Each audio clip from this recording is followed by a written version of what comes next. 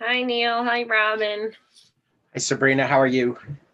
Fine, thanks. How are you? I am fine. Good. Hi, Sabrina. Hi.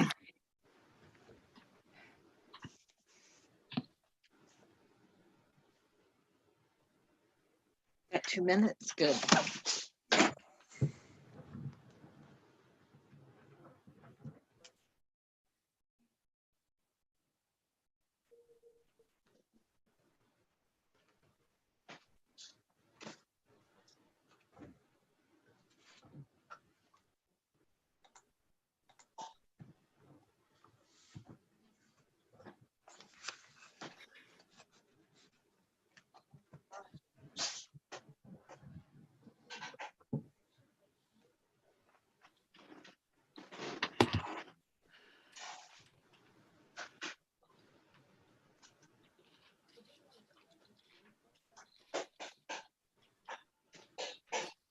Hey, Jeff. Good evening.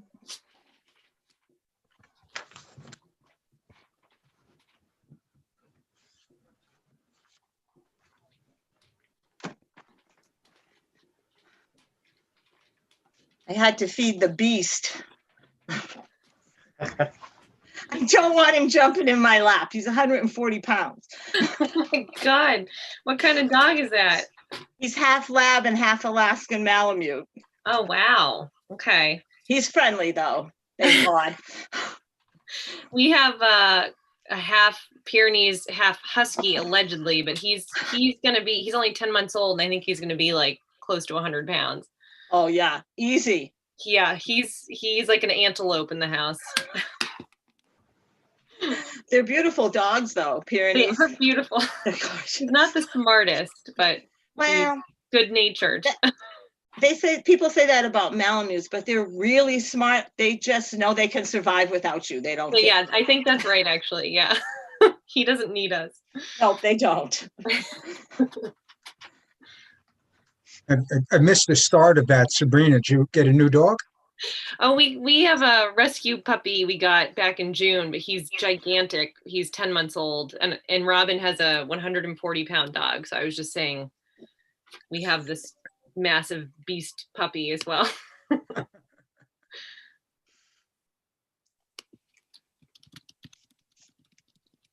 So Stephen had the nerve to be on vacation, so he won't be joining us tonight.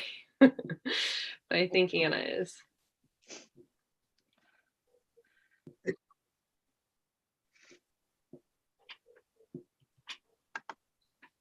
Sounds like there's fireworks across the street from my house. I can hear them from here too. Yeah, it's making my dogs go nuts. I can hear them also. So Is it fireworks? Or somebody's like blasting off a lot of gunshots. yeah, from my direction, I'd say, well, it's coming from Putney Hill. Yeah, it sounds like it's like across the street from me. It's weird.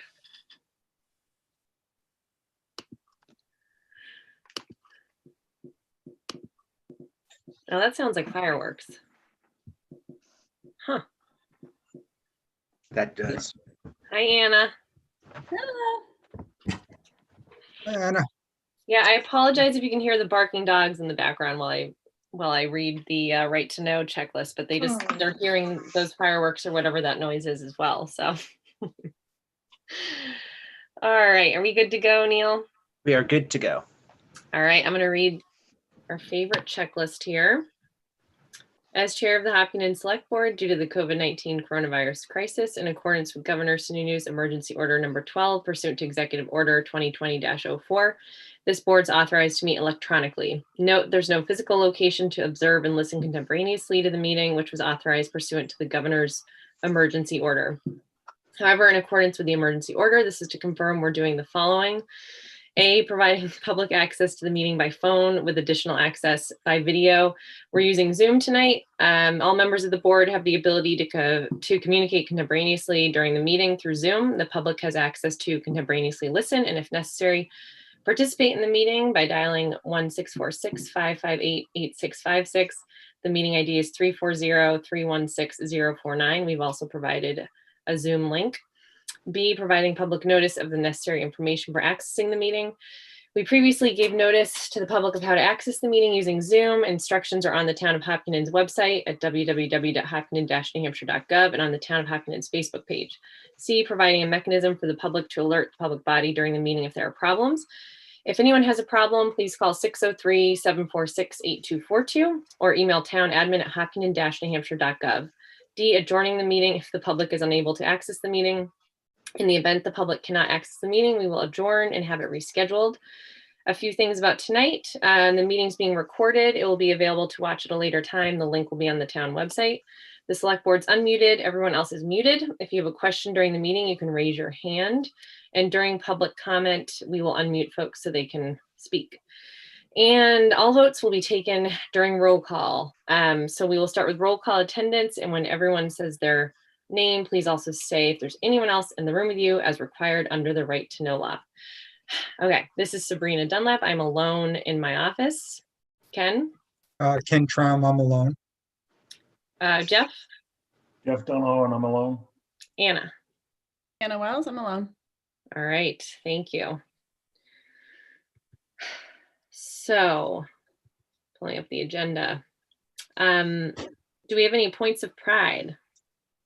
Sure. First, I've received a couple calls with people sharing that they have appreciated Sam Courier, who is our water sewer person. Of course, the water part is the precinct and the sewer part is ours, but he's been with us since February and we've had some very good responses. So we really appreciate the job he's doing.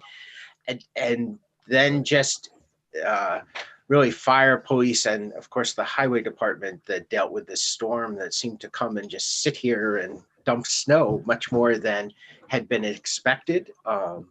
And in general, we heard a lot of very positive things. So a few mailboxes here and all the normal stuff, but other than that, it went pretty well. Yeah, I would echo that, the highway department. You know, I live down here in the Warner end of town, and it was very apparent when you crossed the town line into Warner because they did not do nearly as nice a job as our folks did. Yeah, I'd certainly echo what Neil and Jeff said. I had gone to Warner on Friday, and it was such a marked difference from once we left Hopkinton to get into Warner, how the roads were. The other thing I wanted to mention under points of pride was I had zoomed into a CIP committee meeting last week, and I was very impressed with the diligence and the commitment they put into doing their task. Good to hear. And I echo the compliments of our crew taking care of the roads in town. Did a great job. Seemed like relentless snow at times. And it's all going to be washed away by the rain. Don't say that. All right. So moving on to administrative. First up, we have approval of the consent agenda. Okay, I'll move that we approve the consent agenda, but note that I have a question on one item. So I don't know if I should ask the question first or have it withdrawn from the consent agenda and ask it after that.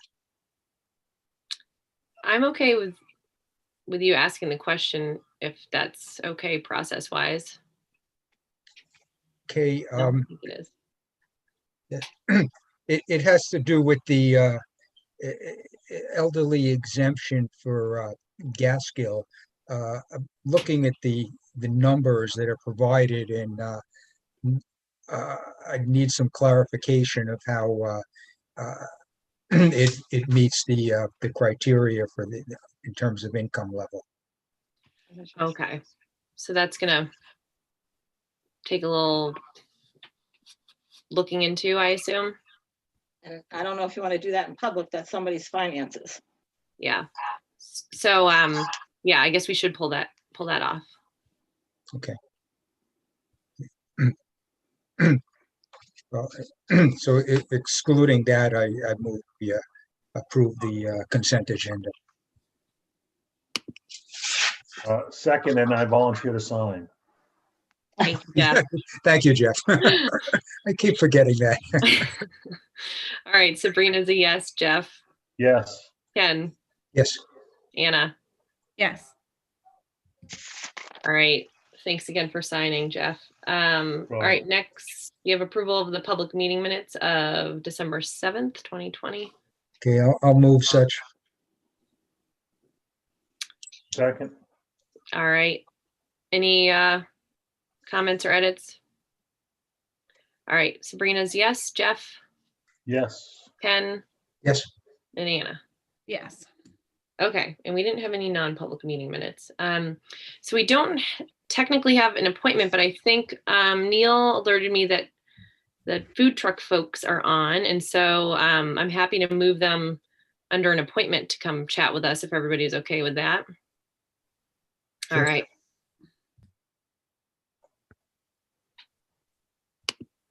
Hi, this is Deb Knowlton. Hi, this is Emily. Hi, thanks for joining us. Thank you. So I don't know if we've got some limited information on the food truck, but I don't know if you want to just give us some background and sort of explain the situation. Emily, go ahead. So we obviously recently put the truck there. We do just takeout meals once a week. We cook all on the truck, so everything's pre-ordered for pickup. And we're fully licensed by the state and insured in the whole nine. So do you have anything else to add on that? No, it's a self-contained. I mean, I guess we should have probably asked selectmen permission prior, which I apologize for. That was, but I had talked to Neil back before we parked it there, and he had said to write a letter in getting Thanksgiving and everything up and running. I just slipped my mind. So I think you should probably have it by now. It's not a typical food truck. You're not going to see people showing up 5 days a week for lunch and French fries and all that. It's just it's a pre-order take-home meal that people pick up on Tuesday nights, which is currently what we're working on right now. Okay. Do you guys have plans to, I mean, assuming all of your permitting and everything gets taken care of, would you have plans to expand hours of operation or days of the week or anything? I think we would potentially consider one additional pickup day, but that would be down the road a ways. Right now we're pretty much just on the Tuesday, and we're gonna perfect that before we go much further. So it's definitely possible, but I'd say it's probably a 4 to 8 week thing before we would start to open that up. And for the benefit of people listening in, will you just share where the truck is? Yeah, it's at 185 Main Street, right by the real estate office next to Kimball Lake. And it's on the property of it's the real estate building's Yeah. property, right? Yeah. The parking lot. Does anyone on the board have questions? maybe a question as much for Neil. If it wasn't that it was property rented from the town, would it be coming before the select board at all, or just before the planning board for Hopkinton Village? That's correct. As the property owners, that's why it's here. It seemed like that was the place to start, certainly. And then if you approve, then it does have to go to the precinct to follow their process. So there's more permits needed from the precinct? Right. It would have to comply to their zoning ordinance. And what does the zoning say about food trucks? That I do not know. So does it have to go before zoning and planning? Or is it just the precinct? Just the village. Okay. The town zoning isn't in effect in that area. It's in the precinct zoning. Do you all have a source of water to cook with? We use the water in the real estate office. And on the truck, it has holding tanks, one for potable water, and then it has a holding tank for when it's drained. And then we've been moving it off-site. And how is it getting off-site? We're just driving it. Oh, okay.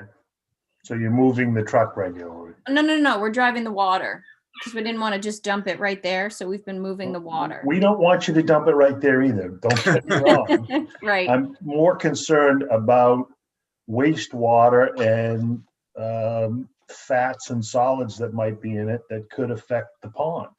Right, agreed, absolutely. So when we have something that requires a good deal of water, we actually just go inside. I mean, full disclosure, it's my husband's business and I actually am a realtor there as well. So it's kind of why we put it in the same spot. And so when we have something like if we're making a pasta or something, we go in and we use the water and then we pour it back in the real estate office in the sink. So. That's a separate set of issues related to a commercial kitchen. Yep. Which we don't want to get into here. Right. But I'm concerned about, things that end up in the wastewater tank of the truck and how you dispose of them. Right. The wastewater tank just has a shut off, so it gets drained into like 5-gallon Home Depot buckets, gets put in the bed of a truck and taken off site. It doesn't get dumped there. It's contained. The wastewater tank is 35% bigger than the potable water inside, and so we just drain it out and carry it off site and take care of it there. So nothing, it doesn't drain continually or anything like that. It has a shut off. Thank you.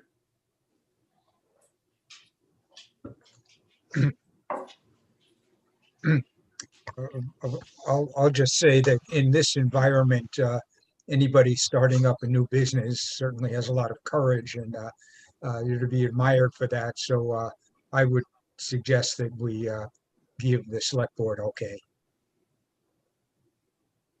Thank you. We appreciate that. Anna, do you have any questions? I just have a couple of. Yeah, no, I agree with Ken. I think this is personally, I think it's a great use for the spot and it's a wonderful business model.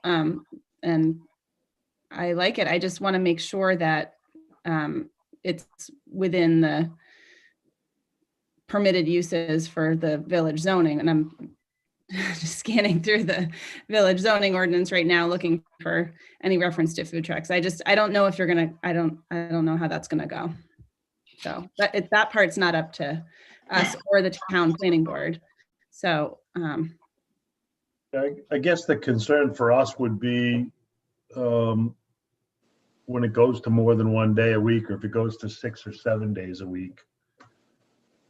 And how does that fit within, I wasn't involved in the lease, so I don't know what's included. Yeah, my concerns are with the lease too.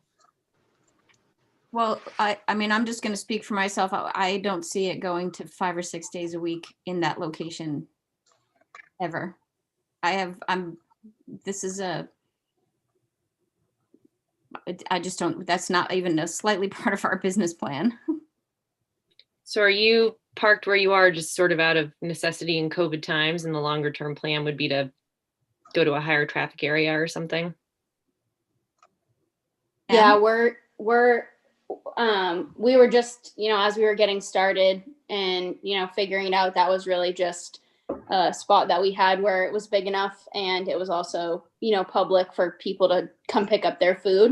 And so I think down the road that, we have the capability to drive it away, but in the winter it's hard. And with the unpredictability of road conditions and things like that, we figured one location was best while we were getting started so people could see it reliably, so. And are there issues? I know you said it's like you pre-order and come pick up, but thinking about if you do expand hours or days of the week, issues with like parking and is there space there do you have any issues with like too many people trying to come to you at once? No, we have a max cap of about 90 servings, which ends up being about, maybe 20 people, maybe a little bit less than that at the most. And we spread those out across 2 hours. And it only takes, 3 minutes for someone to walk up. It's already cooked, packaged, and just needs to get taken out of the fridge and put in a bag for them. So we haven't had any issues with parking at this point. So. Okay. Neil, I'm just thinking about the lease situation. Because obviously our current arrangement does not contemplate a food truck being run on our property. So That is correct. I'm thinking we need to address that. So that's one flag. What's Jeff, do the you, time? sorry, go ahead, period Anna. for the lease? What's the time period for the lease? It's a month-to-month lease It is. and So- has been for a So long. at any point, we could rewrite that lease. Correct. So obviously, I think if we do approve this, it would be contingent, obviously, on them getting appropriate permission or permits or whatever it is they actually need from the precinct. But Jeff, do you have, I share your concerns about sort of like wastewater, but any other concerns or anything else you'd want to clear up? I suspect our lease or rental agreement with the real estate office has some insurance provisions in it, Yes, it does. relative particularly to liability and accidents and slip and fall and that sort of thing. That's probably the biggest exposure for us in terms of this, other than the environmental concerns.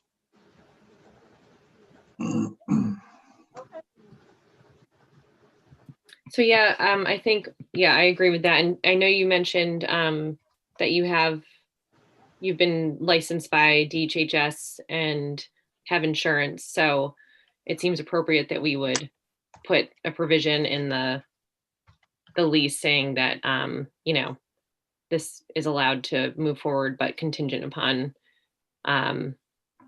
being licensed by DHHS and having appropriate insurance coverage. We do have that. We're fully insured. The truck is insured as well as the business is insured. And I know that the real estate office is also insured, that we insure the building and liability for umbrella. Mm-hmm. Was the truck operating elsewhere before coming to this spot? Or is this the first iteration of this business plan? It's the first iteration. It was ordered earlier in the summer with hopes that it would be able to come out, but with all the shortages of building materials and things like that, it took substantially longer than we thought it was going to be built. So this is the maiden voyage of it. Okay.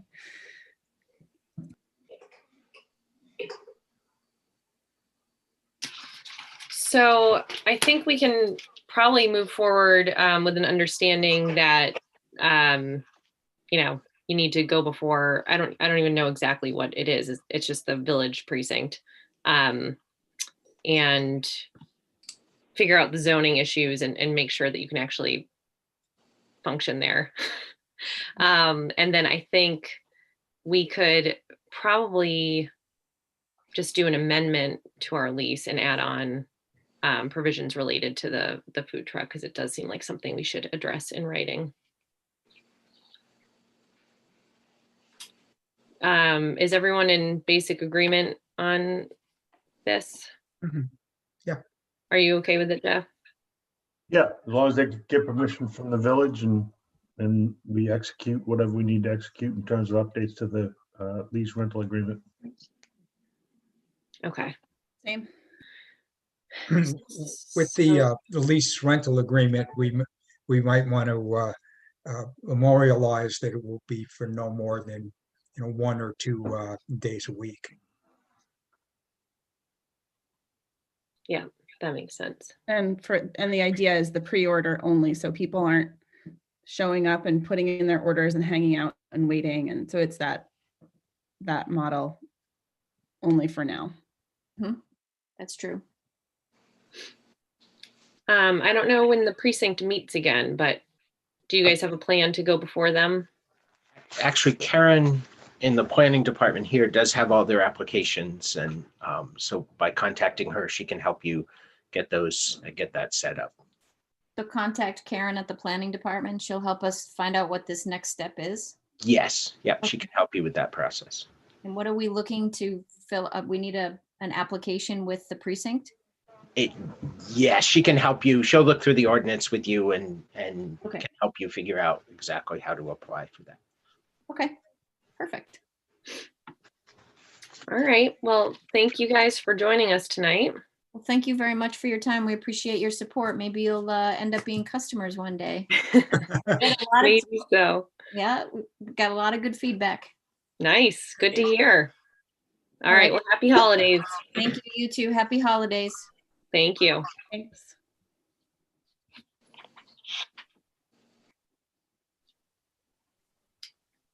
All right. So we can cross that off of new business, which brings us to old business. First, we have comprehensive right-of-way regulations.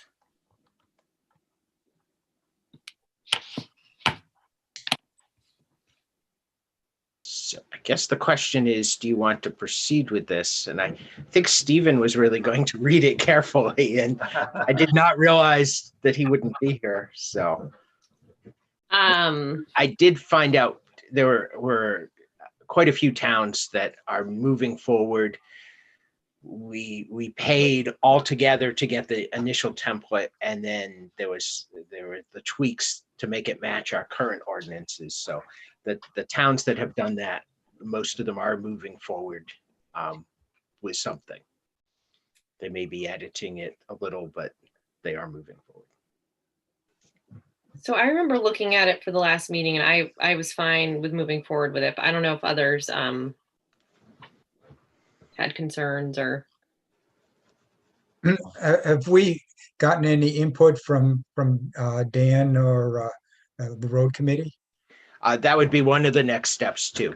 If you want to proceed, last time was the first time you saw it. So, and you wanted to decide whether you wanted to proceed. If you do, then we'll get copies, ask for their input too, and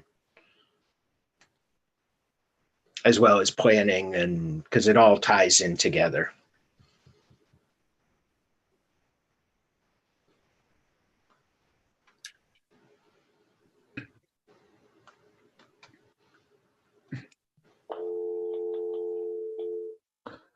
I guess if Stephen was going to read it closely and he knows a heck of a lot more about these issues, then I'd rather just table it until the next meeting. If that makes sense to you, Neil. It actually does. I can, well, it's not going to matter. 2 weeks from today, nobody's really going to look at it in that time, but I can share it. The department heads knows it exists, but they weren't looking to, unless you were going to proceed, they haven't looked at it yet. Okay. I'm fine tabling it. Same with me. It's a special treat for Stephen. What happens when you don't show up? That's right. You wanted a full report in writing from him? Yes, definitely. 10 Detailed. days before we hear it. That's right, 10 days. And there'll be a quiz. All right. Well, then we can move on to, thanks, Neil. We can move on to next on old business is budget committee follow-up. And by the way, thank you, Ken, for presenting. It was an excellent presentation, and thanks for being on it as well, Neil. I listened in. Yeah, I noticed Sabrina and Anna both listened in. Thank you. And thank you, Neil, obviously, as usual. I thought the presentation went well, and I guess you can say, well, the committee felt it went well because there had been a second session scheduled for questions and it was canceled. The main concerns that I got out of it were with regards really to capital reserves for Park Avenue, irrigation and dam maintenance, and the town facilities trust fund for the Houston barn and what our long-term plans are there. So following the budget committee meeting, I zoomed into a CIP committee meeting where they had a very productive discussion, and they'll be having another meeting tomorrow to probably finalize their recommendation to us, where their goal is to try to levelize the dollars appropriated annually, which is very difficult for 2021 and 22 because of the change in debt interest and principal payments. And they seem to be zeroing in on Park Avenue irrigation and the dam maintenance. The Houston barn is not under their assignment, let's say. So, like I said, I'll be listening into what the committee decides tomorrow, and I guess at our next meeting we'd be getting a presentation on that. I don't know, Neil, if you had anything you wanted to add on the budget committee? No, there was no real direction given. There were a bunch of questions, but nothing specific, I don't think. Okay, I don't know if Sabrina or Anna, if you had any takes from the meeting. I think the only thing that really jumped out at me was questions around the Houston barn, because I think that is a discussion that we should have at some point that could be difficult. There's, I think, some choices to make around the Houston barn. So I'm not sure quite how we want to proceed with that. If that's something we want to briefly touch on tonight or make any changes, but definitely something that I've heard questions about from other parties as well. So. I think last December, you looked at Houston Barn, you looked at Horseshoe Tavern. There was a little more in depth. And I think Houston Barn, you decided to talk about it at a later time. And Horseshoe Tavern, you decided that we would watch and see where major renovations had to happen, and then whether it was worth making those. So. But as far as Houston Barn is concerned, at this point, if we fix the roof and continue using the barn for the purposes it's used for now, we're not anticipating any significant expenses going forward. Is that understanding correct, Neil? There's possibility of some foundation work, but if it's used as it is, that's probably pretty minimum. Water can run through there and it's not going to fall down. But a roof is really what does a barn in. So that if the barn's going to stay, the roof really is going to need to be done. And in terms of what our DPW department stores in the basement there, we don't have any other place to store all of that equipment. Not at the moment. So we'd probably have to expend some significant dollars to come up with an alternative storage site. It's not even so much the buildings and grounds storage stuff. It's all the other stuff on the first floor. It's really the storage area for the town. 1/3 of it is probably HISA equipment. Summer rec stuff is all stored there. Library, summer program stuff is there. Santa Claus is stored there. Grills and things like that. So it's used pretty extensively as storage. Okay. What I was getting at was that, and I think Don Houston had mentioned this, that if we didn't have the barn, we'd have to acquire some other space to restore everything, and the cost would probably be well in excess of $80,000. Yeah, so that was sort of where I was going with this, is that if we didn't have the barn, if we didn't put money into the barn, we would need to most likely construct something to store what's currently stored in the barn, which, I mean, I think we just need to have the discussion for the sake of having the discussion, that probably would cost more than what it will cost to maintain the barn. But I don't know that for sure. I'm not a contractor, but that would be my assumption. You say hi. So I think I do want to hear other people's ideas on that, and assumptions about the cost of that, and the feasibility of that versus maintaining the barn as it is. Would it make sense to put that on our next agenda after Stephen reports on his assignment? And we could invite Dan and Don Houston and anybody else who wants to weigh in on it. And I think that, and I know there's, over the years I've heard there's interest in the community. I think, groups have never quite coalesced around the barn, but I think part of that is that we use it for storage, so it's truly used by the town. But yeah, I mean, I'm happy to punt this off to our next meeting, and that way anyone who's interested could join in the conversation.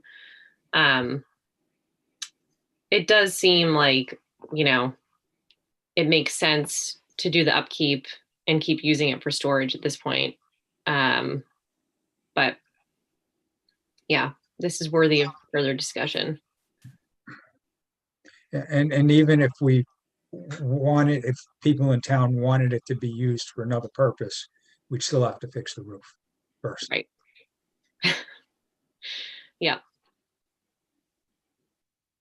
Seems like we don't have many great options unless we let the thing totally fall into disrepair, which does not seem like an actual option. Like, the roof needs to get done. So, I mean, Neil, you said it doesn't need to be done like this month, hopefully. But it can't be pushed off much longer. Yeah. Okay. Mhm. The snow is really helpful with bad old roofs. So yes, I know, with my ice dams.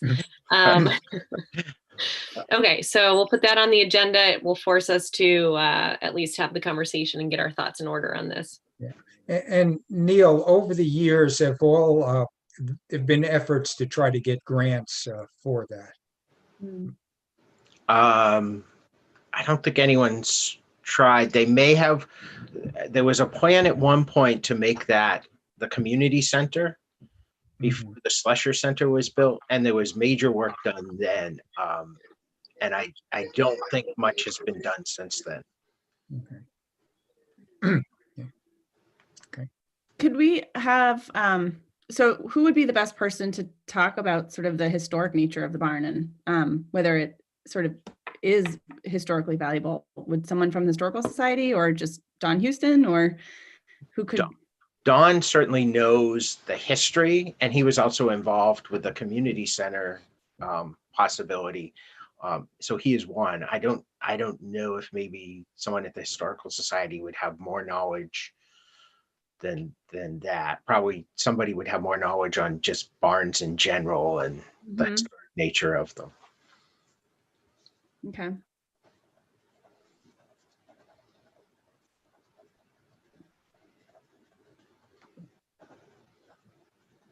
Good. Well, I look forward to just that discussion. We could ask Stephen to prepare a report on that too. Yeah. That makes sense. Yeah, add that to the list. Anything else on budget? All right. Well, thanks again, Ken and Neil. All right, next we have town meeting update. Okay, we recently had a meeting of, well, Neil and myself and Sarah for the town, and Steve Chamberlain and Norm Gupel representing the schools. And as I think was shared with you at our last meeting, we did get some more guidance from the Municipal Association. And one of the issues still up in the air is if we have to use an official ballot, or if people could print out one and put it in, because if we're doing it outside, it would be much more efficient. And Sarah was going to try to do some more follow-up or twisting arms on that. But on a preliminary basis, and I'll call it very preliminary, the thought was that based on past history, the school should probably go first on Saturday, March 13th, where they have the vote on, school officers as well as all of their warrant articles. And they do everything Zoom-wise prior to that. And then 2 weeks later, on March 27th, the town would have its drive-up voting with vote for town officers as well as all of the warrant articles. And part of the reason the school would go first is just what happened last year, that there's probably a better chance if a budget is defeated, it would be the schools. And they hope they'll have a union contract that they need to get approved, so it would give them time to come back in again if necessary. Neil, I don't know if there's anything you want to add to that or any more guidance. No, there's still a lot up in the air. So that group should probably be reassembled the first week in January, because it's getting close to time that probably some decisions need to be made and brought back to the boards for approval. Yeah, I And the know. ballot- Sorry, go ahead, Ken. Oh, no, please, Sabrina. Just that ballot issue seems very sticky, and like it seems like bad guidance or ill-advised guidance, at least. And obviously the municipal association, it is just guidance. So I'm curious if Sarah Prashino's had a chance to talk to other towns, because that just seems like a huge headache, a waste of resources and time and gas and like clogging up the voting for I don't know what the upside is.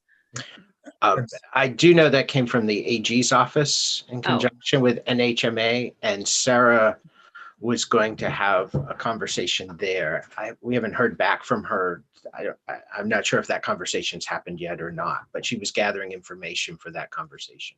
Got it. Well, that explains then why the NHMA gave that guidance. But it does sort of seem unnecessary, especially because we've already done this and it was just fine with people being able to fill out their ballots ahead of time. It just seems like, knowing what a logistical difficulty the voting was already, with so many people involved making it run smoothly, the thought of people having, like, every single person having to find a place to go fill out a ballot in their car seems wacky. Is this still based on HB 1129, or is there something new? No, it's HB 1129. It's a reinterpretation of HB 1129. They've had more time to think about it, I think. I think it all happened so quickly. So my hope is that those towns that have done this and it's worked very well the way we did it, will have some influence. And Sarah was working on that with some of the other moderators. Yeah. Mhm, yeah. Okay. All right. Well, the dates seem reasonable. Does anyone have any comments or questions?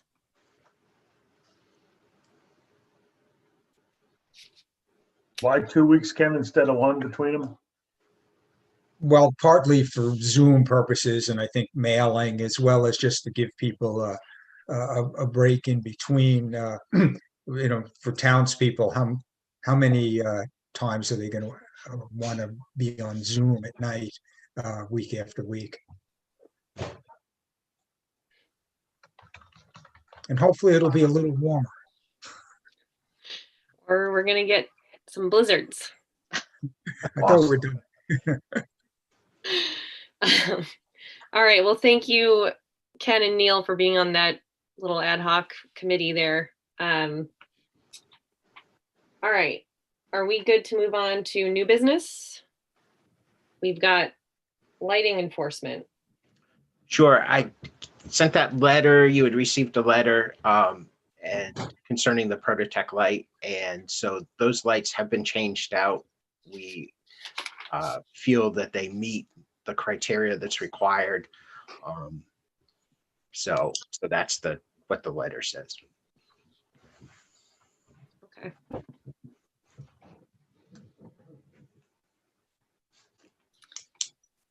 All right, thanks for that update. We already covered the food truck. Town administrator updates. Sure. We have been approved for a Lafayette marker. That happened a little while ago. So that has been approved. Also, I guess it was Friday, the governor and council approved the drinking water grant, which is being used to purchase the Chesley property. So that has been approved. That money should be received fairly soon. There has to be a public hearing, which I think should be at your next meeting, to just approve the Conservation Commission spending their share. You've done that already, but not through a public hearing. Taxes have come in basically where they usually are. There's been no drop. We seem just about on. And we're all kind of going into that holiday mode. And so we'll be closed on Thursday and Friday this week, and closing at noon next Thursday, and close Friday, January 1st, 2021. And as usual, Neil, has the pilot payment from St. Methodius come in yet? It has not.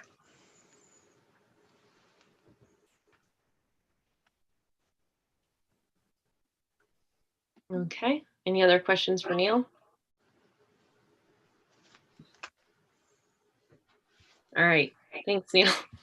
I'm gonna move I'll move other up and then do public forum. We do have 5 people listening in, although I don't know if Ted Wells is actually on or if that's just like your computer. Oh, no, this is evening entertainment. Okay. Great. Children too. I love it. So I have one thing for other, and just I wanted to bring up the mask issue because the statewide mandate is set to expire, I believe, January 15th. I would be shocked if it's not renewed. But my experience with other emergency orders is that you generally don't find out until, right before that they're going to be renewed. So I think we can probably move forward assuming that it will be renewed. But I wanted to bring this up because I've observed people in town not wearing masks, including at gas stations, including at the transfer station. And I've heard about businesses in town where people, including employees, are not in masks. So I think it sort of, begs the question if there's more we could be doing around education. I know when we were talking about our own ordinance, I had envisioned us being able to give stores little like signs they could put up that say mask required by town ordinance. I don't think every store has signs up. We also had talked about providing masks to businesses, and I'm not sure if we could still do that or if that would be helpful to certain businesses. But anyway, it's concerning to me. I think the transfer station's a big one. We've witnessed it firsthand. We go once or twice a week. I've heard from other people, they've seen it too, and not necessarily staff, although I did hear reports of staff not wearing masks inside the office. I haven't seen that, but certainly people who are at the transfer station within proximity to other people when they should be wearing masks and they're not.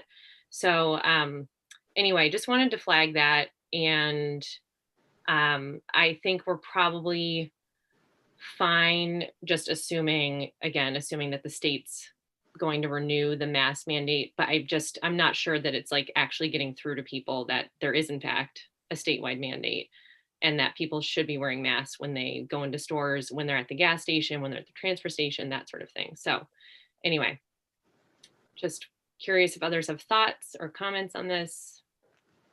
Any concerns about the state not renewing?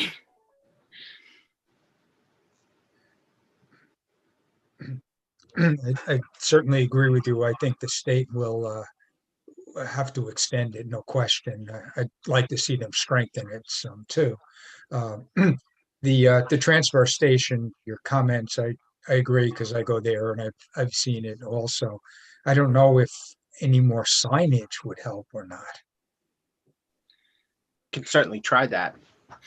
It's not going to hurt. Mhm. Neil, we had talked about sending electronic signs that people could print and put up in their places of business. I mean, I think we could do that with the state mask mandate if we wanted to, just create a PDF file and say, here's a sign that you can hang up to help encourage people to wear masks. Mhm. We could- Yeah. We could certainly do that too. That's relatively easy. And I don't know about our mask situation, Neil. I remember we talked about this previously, but do we have enough masks in town that if a store wanted to have some on hand, we could provide them with some? Yes. Okay. I don't know how we get that out there or make that known, but it does I sound like think that's a little dangerous too, Sabrina, just because we could run out. mm, I mean, you think about the volume of people that go, for instance, through the Villager or through Dunkin' Donuts every day or the cafe. mhm. You know, I know Dunkin' has, I don't know, 3,000 or 4,000 people a week at least. And if we say that we can provide them and then we can't or won't, that's a little bit of a slippery slope for us, I think. Yeah, I was actually thinking providing them for employees, but yeah, I would think you probably don't have enough to give to all the stores to give to everyone coming in, although that would be a nice thing. But yeah. I don't think everybody coming in will need them, but Right. you know, it's part of the risk of how we're going to approach it. We probably have a few thousand here. I was gonna say, what if we set aside a certain number, we say here, like, we can, afford, quote unquote, to part with X number of masks. When we send around those PDF signs to the different businesses and say, we have a limited supply of masks. If your establishment is having trouble locating, procuring masks for yourselves, please let us know. And on an as needed basis, we could provide you with masks and up to a certain limit. I mean, I think you're right. I think we want to preserve some for town purposes. But I think certainly, providing some to businesses for their employees at a minimum would be helpful. And the signage as well, I think, is a great idea. And I'm sure that I'm not sure. Possibly the state has drafted signs that are available as PDFs that we could just remind folks to use. Mhm. All right. Well, if we could, I think some of these ideas would at least help a little bit. I don't know what else we can do to remind people that they should not be out and about and near others without masks on, because I've seen it up close at the gas station. It was kind of horrifying, coughing into the air with no mask right next to me. So I think if we can just keep this on the radar, and if for whatever reason the state, I guess they're calling it a mandate, the state emergency order on this is not renewed, then we would have to decide to move forward, and then we'd have to have a properly noticed public hearing. And so there is some stuff involved, but my guess is this will be renewed until things are looking a little bit better in New Hampshire. All right. Thanks for that conversation. Anyone have anything else for other? Neil, I had sent you an email about what's required to establish some kind of a reserve fund for the sewer sludge removal. Right. So we actually have a capital reserve for that. So from town funds, and the sewer portion can stay in the sewer fund. So we don't need something separate that we don't always have to be able to fund that. We just need the funds to come in through the. So then the follow-on question is, what's the process for changing the rate so that 100% of that cost is paid by the users? You can, that's set by the board. So what I can have, I'll have Sam, because we don't seem to have, we don't really have a sewer committee. I can have Sam start to gather rates so you have a sense of what they are, because I don't really know. We were in line with other places, but I don't know where we are now. Well, that's because the rest of the town is subsidizing the cost of the operation. So, right. It's right. I can tell you, when I had my septic system pumped, the town didn't help pay for it. And that's what this is. It's the pumping of the sludge lagoon. Yeah, and Jeff, this is an issue that I've harped on the last couple of years, and where the users pay 100% of the operating expense. I was arguing they should also pay 50% of the capital expense. They should pay 100%. And that's something, that when the select board resets rates, we can decide. I think there are arguments both ways on whether it's 50 or 100 or something in between.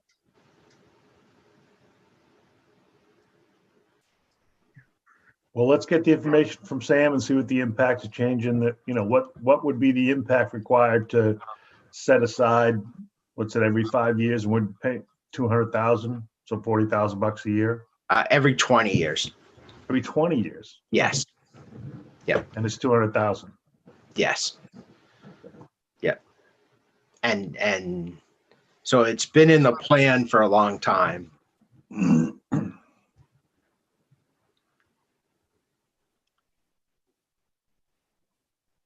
We'll do that. Probably not the first meeting, but the second meeting in January. Okay, great. Thanks. Okay, anything else for other?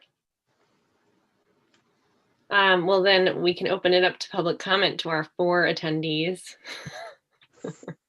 If anyone, a hand.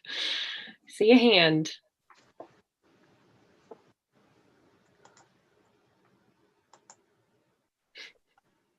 Has a different version. You have to make him a panelist somehow. Ooh.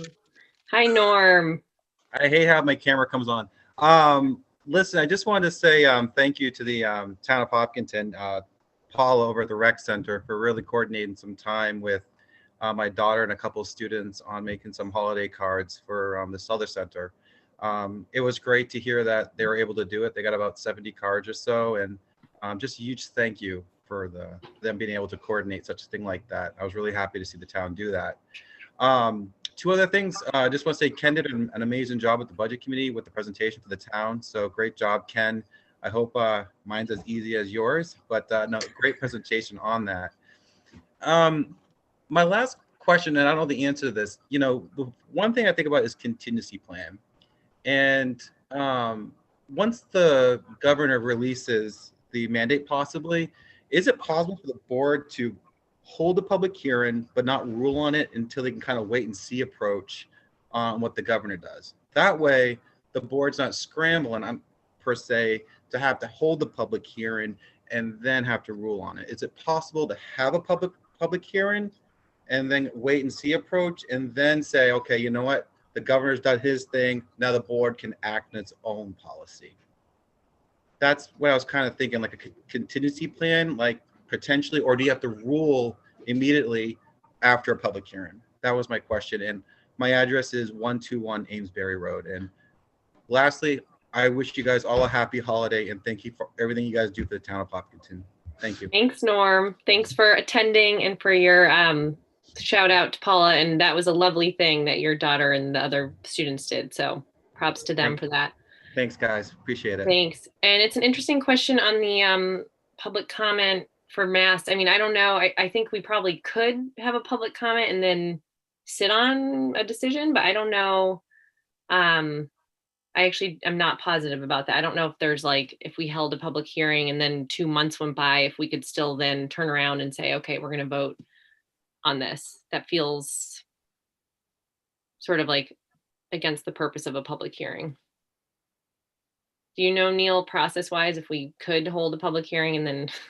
I think you probably could, but where circumstances are changing so much, Yeah. it seems like having it and then waiting doesn't seem to meet the purpose. The purpose, spirit of, yeah.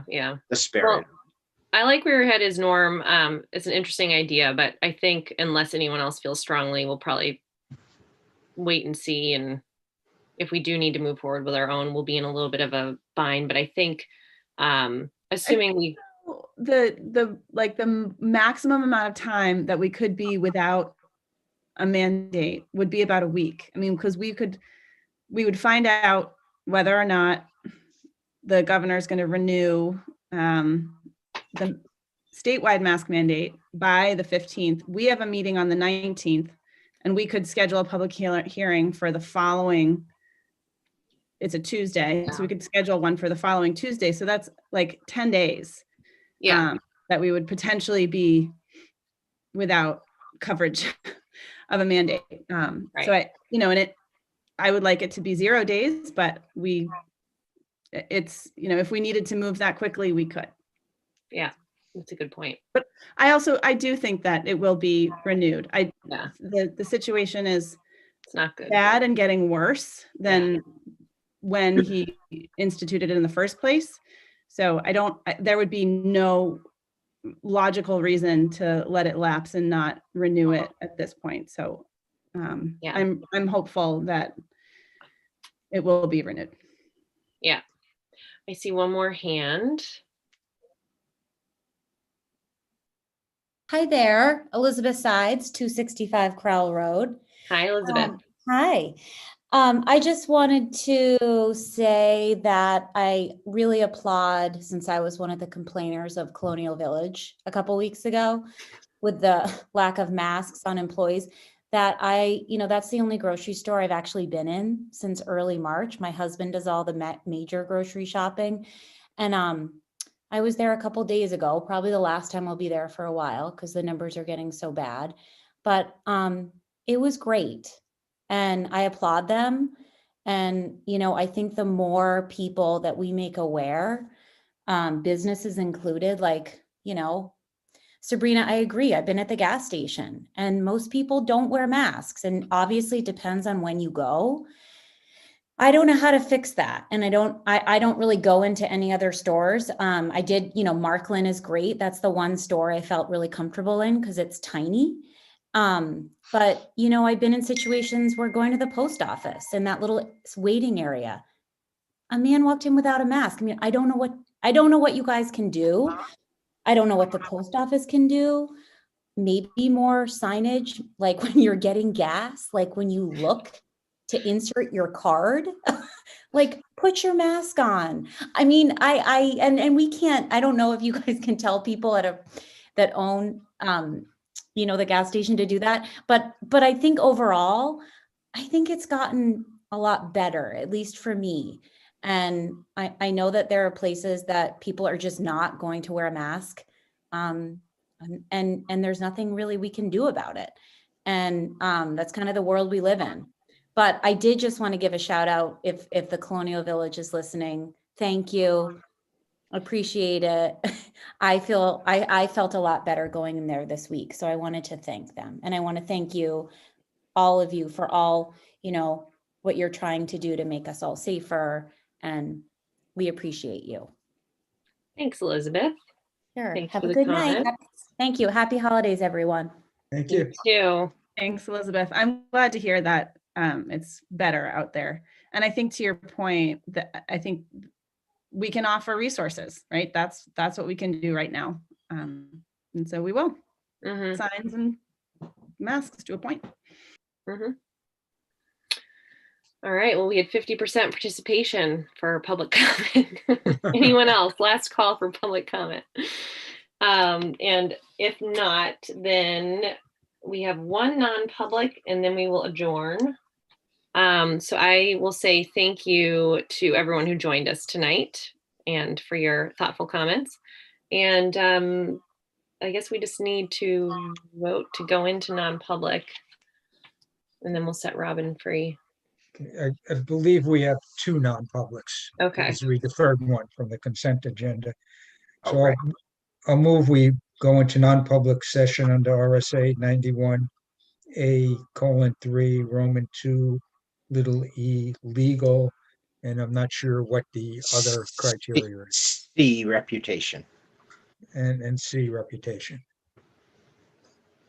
Okay. Second. Jeff seconds. Sabrina's yes. Jeff, Yes. Ken, Yes. Anna. Yes. All right, we're going into non-public and we will be I asked adjourning. Robin, can you stay on for the first part because you do the Yeah, I don't have the paperwork in front of me, but I can stay on. Sure. Great.